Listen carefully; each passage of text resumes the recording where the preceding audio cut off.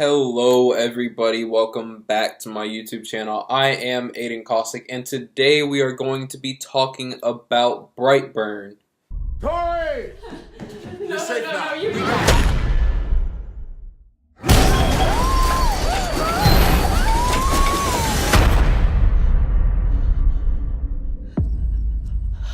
I want to do good, Mom.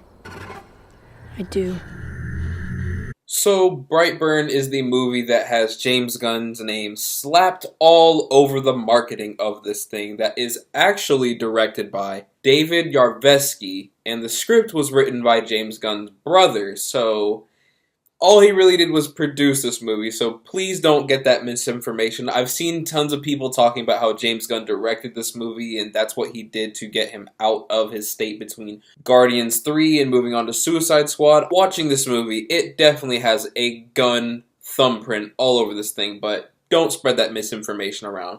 But with that being said, this movie focuses on what if Superman were evil, and that's pretty much the movie. And one of the things about this movie is it definitely assumes that you know Superman before watching this movie. And one thing that I always think about whenever I watch movies is I want this movie to stand on its own and not have to assume that I know everything about it going into the movie and assume that I've seen other movies in the past or I'm culturally aware of other things in the past. I mean, Superman is a very, very big cultural phenomenon, especially with this day and age with superheroes and superhero movies and DC taking their own universe and finally getting that back on track. So it's not too far-fetched to assume that we know Superman. But actually talking about Brightburn now.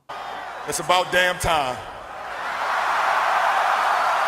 This movie is pinnacle Gunn craftsmanship. It has action and it's pretty scary. First of all, Jackson Dunn, who plays Brandon in this movie, the boy who is the evil Superman. Wow, where did they find this kid? He is amazing. This whole cast is amazing, and that was absolutely the highlight of this movie, was everyone's interactions between each other.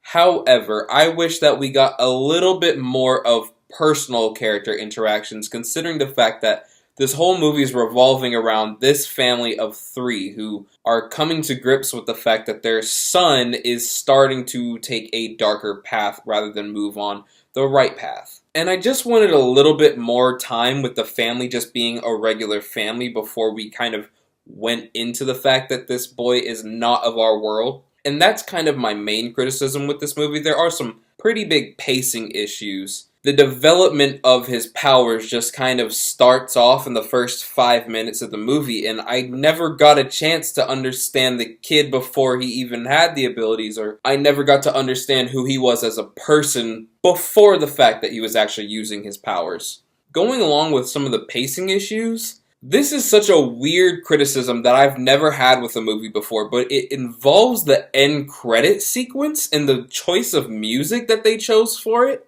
I've never nitpicked a movie that changes tone from dark to cheery the way that this one does with the choice of music that it just finishes out to.